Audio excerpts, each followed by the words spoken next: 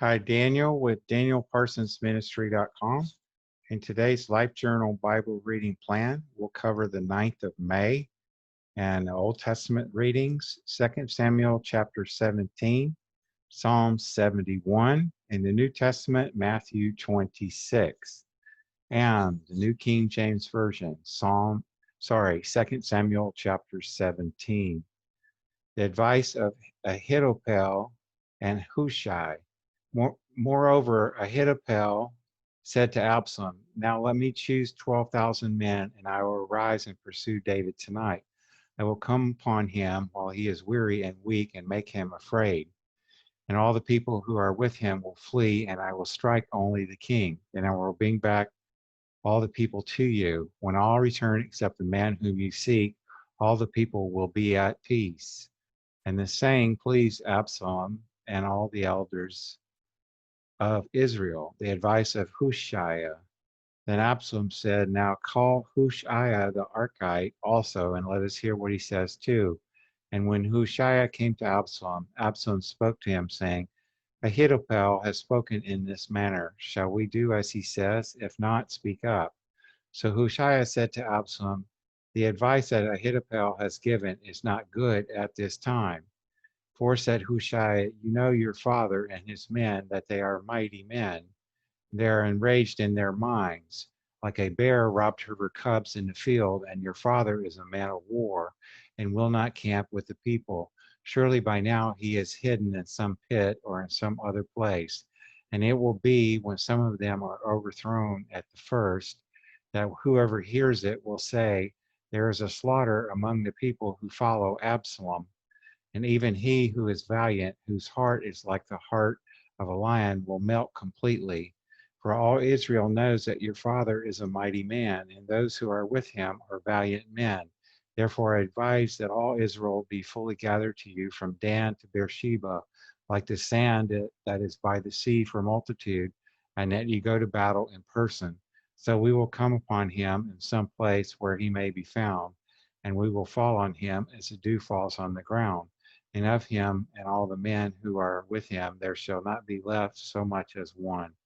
Moreover, if he has withdrawn into a city, then all Israel shall bring ropes to that city, and we will pull it into the river until there is not one small stone found there." So Absalom and all the men of Israel said, "The advice of Hushai the Archite is better than the advice of Ahithophel." For the Lord had purposed to defeat the good advice of Ahithophel, to the intent that the Lord might bring disaster on Absalom. Hushai warns David to escape. And Hushai said to Zadok and Abiathar the priests, "Thus and so Ahithophel advised Absalom and the elders of Israel, and thus and so I have advised. Now therefore send quickly and tell David, saying, 'Do not spend this night in the plains of the wilderness, but speedily cross over, lest the king and all the people who are with him be swallowed up.'" Now Jonathan and Ahimaaz stayed in Rogel, for they dared not be seen coming into the city. So a female servant would come and tell them, and they would go and tell King David. Nevertheless, a lad saw them and told Absalom, but both of them went away quickly and came to a man's house in Bahurim, who had a well in his court, and they went down into it. Then the woman took and spread a covering over the well's mouth, and spread ground grain on it, and the thing was not known. And when Absalom's servants came to the woman at the house, they said, "Where is Ahimaaz and Jonathan?" So the woman said to them, "They have gone over the water brook." And when they had searched and could not find them, they returned to Jerusalem. Now it came to pass, after they had departed, that they came up out of the well and went and told King David, and said to David, "Arise and cross over the water quickly, for thus has Ahithophel advised against you." So David and all the people who were with him arose and crossed over the Jordan. By morning light, not one of them was left who had not gone over the Jordan. Now when Ahithophel saw that his advice was not followed, he saddled a donkey and arose and went home to his house, to his city. Then he put his household in order and hanged himself and died, and he was buried in his father's tomb. Then David went to Mahanaim, and Absalom crossed over the Jordan, he and all the men of Israel with him. And Absalom made Amasa captain of the army instead of Joab. Then Amasa was the son of a man whose name was Jithra, an Israelite, who had gone into Abigail, the daughter of Nahash, sister of Zuriah, Joab's mother. So Israel and Absalom encamped in the land of Gilead. Now it happened when David had come to Mahanaim that Shobi, the son of Nahash from Reba of the people of Ammon, Machir, the son of Amiel from Lo-debar, and Barzillai, the Gileadite from Rogelim, brought beds and basins, earthen vessels, and wheat, barley, and flour, parts grain and beans, lentils, and parts seeds, honey and curds, sheep and cheese of the herd, for David and the people who were with him to eat. For they said, the people are hungry and weary and thirsty in the wilderness. And so now I'll pull up Psalm 71, and as I do, we've got hundreds of spiritual messages on the blog, danielparsonsministry.com. And I've also got hundreds of healthy living recipes on the healthy living tab. They're vegan recipes that taste delicious and they're good for you. Psalm 71, God, the rock of salvation. In you, O Lord, I put my trust. Let me never be put to shame. Deliver me in your righteousness and cause me to escape. Incline your ear to me and save me. Be my strong refuge, to which I may resort continually. You have given the commandment to save me, for you are my rock and my fortress. Deliver me, O my God, out of the hand of the wicked, out of the hand of the unrighteous and cruel man. For you are my hope, O Lord God. You are my trust from my youth. By you I have been upheld from birth. You are he who took me out of my mother's womb. My praise shall be continually of you.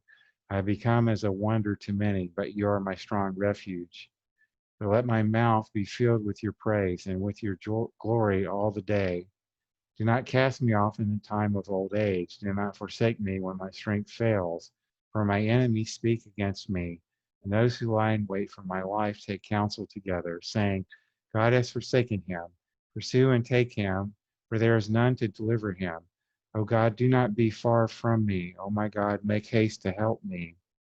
Let them be confounded and consumed, who are adversaries of my life. Let them be covered with reproach and dishonor, who seek my hurt. But I will hope continually and will praise you yet more and more. My mouth shall tell of your righteousness and your salvation all the day, for I do not know their limits. I will go in the strength of the Lord God. I will make mention of your righteousness, of yours only. O God, you have taught me from my youth, and to this day I declare your wondrous works. Now also, when I am old and gray-headed, O God, do not forsake me until I declare your strength to this generation, your power to everyone who is to come. Also, your righteousness, O God, is very high. You who have done great things, O God, who is like you? You who have shown me great and severe troubles shall revive me again and bring me up again from the depths of the earth. You shall increase my greatness and comfort me on every side. Also with the lute I will praise you and your faithfulness, O my God. To you I will sing with the harp, O Holy One of Israel. My lips shall greatly rejoice when I sing to you, and my soul which you have redeemed. My tongue also shall talk of your righteousness all the day long. For they are confounded, for they are brought to shame, who seek my hurt. And so now we'll pull up the New Testament passage for today, which is Matthew chapter 26. And as I do, I have a YouTube channel with hundreds of videos and all kinds of categories to help you live a vibrant, spirit-filled life and a healthy life. Matthew 26, the plot to kill Jesus. Now it came to pass when Jesus had finished all these things that he said to his disciples, you know that after 2 days is the Passover, and the Son of Man will be delivered up to be crucified. Then the chief priests, the scribes, and the elders of the people assembled at the palace of the high priest, who was called Caiaphas, and plotted to take Jesus by trickery and kill him. But they said, not during the feast, lest there be an uproar among the people. The anointing at Bethany. And when Jesus was in Bethany at the house of Simon the leper, a woman came to him having an alabaster flask of very costly fragrant oil, and she poured it on his head as he sat at the table. But when his disciples saw it, they were indignant, saying, "Why this waste? For this fragrant oil might have been sold for much and given to the poor." When Jesus was aware of it, he said to them, "Why do you trouble the woman? For she has done a good work for me.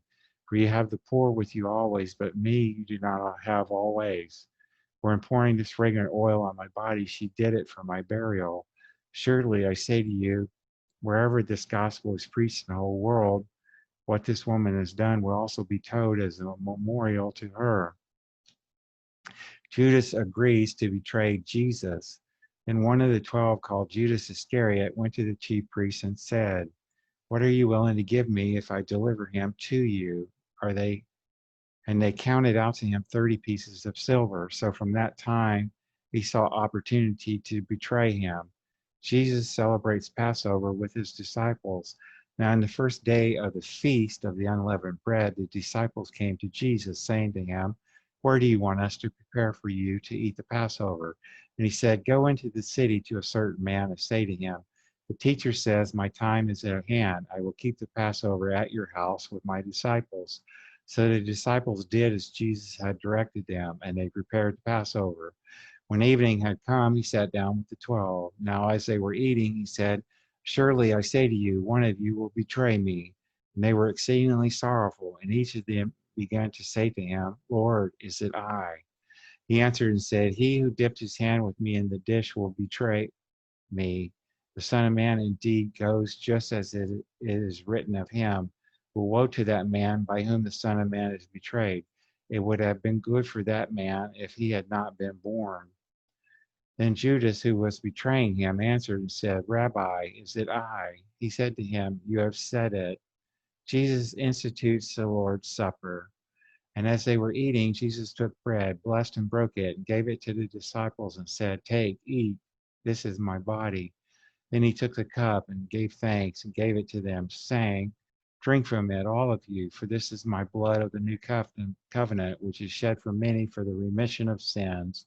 But I say to you, I will not drink of this fruit of the vine from now on until that day when I drink it new with you in my Father's kingdom." And when they had sung a hymn, they went out to the Mount of Olives. Jesus predicts Peter's denial. Then Jesus said to them, "All of you will be made to stumble because of me this night. For it is written, I will strike the shepherd, and the sheep of the flock will be scattered. But after I have been raised, I will go before you to Galilee." Peter answered and said to him, "Even if all are made to stumble because of you, I will never be made to stumble." Jesus said to him, "Assuredly, I say to you that this night, before the rooster crows, you will deny me 3 times."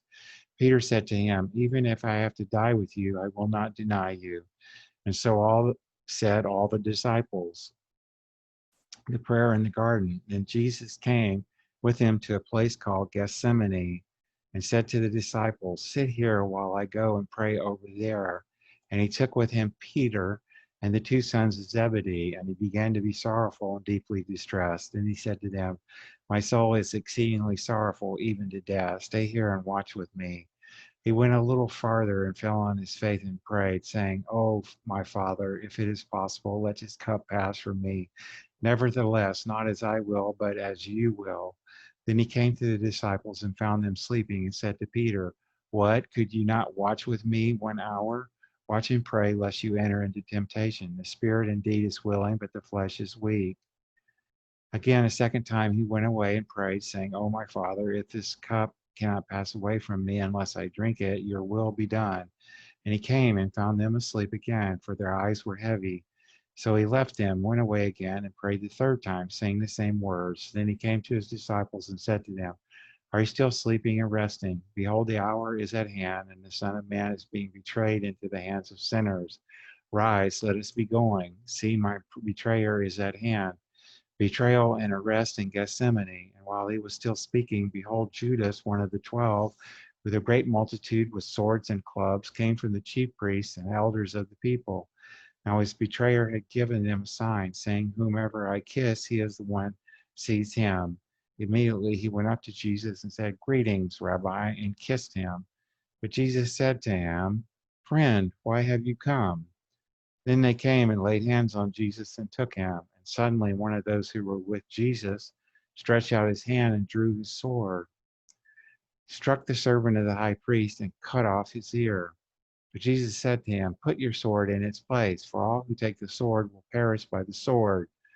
Or do you think that I cannot now pray to my Father, and he will provide me with more than 12 legions of angels? How then could the scriptures be fulfilled that it must happen thus?" In that hour, Jesus said to the multitudes, "Have you come out as against a robber with swords and clubs to take me? I sat daily with you, teaching in the temple, and you did not seize me. But all this was done that the scriptures of the prophets might be fulfilled." Then all the disciples forsook him and fled. Jesus faces the Sanhedrin, and those who had laid hold of Jesus led him away to Caiaphas the high priest, where the scribes and the elders were assembled. But Peter followed him at a distance to the high priest's courtyard. And he went in and sat with the servants to see the end. Now the chief priests, the elders, and all the council sought false testimony against Jesus to put him to death, but found none. Even though many false witnesses came forward, they found none. But at last 2 false witnesses came forward and said, "This fellow said, I'm able to destroy the temple of God and to build it in 3 days." And the high priest arose and said to him, "Do you answer nothing? What is it these men testify against you?" But Jesus kept silent. And the high priest answered and said to him, "I put you under oath by the living God. Tell us if you are the Christ, the Son of God." Jesus said to him, "It is as you said. Nevertheless, I say to you, hereafter you will see the Son of Man sitting at the right hand of the power and coming on the clouds of heaven." Then the high priest tore his clothes, saying, "He has spoken blasphemy. What further need do we have of witnesses? Look, now you have heard his blasphemy. What do you think?" They answered and said, "He is deserving of death." Then they spat in his face and beat him, and others struck him with the palms of their hands, saying, "Prophesy to us, Christ. Who is the one who struck you?" Peter denies Jesus and weeps bitterly.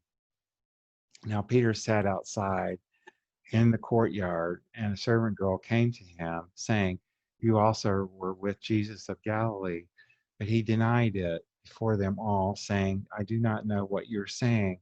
And when he had gone out to the gateway, another girl saw him, said to those who were there, "This fellow also was with Jesus of Nazareth."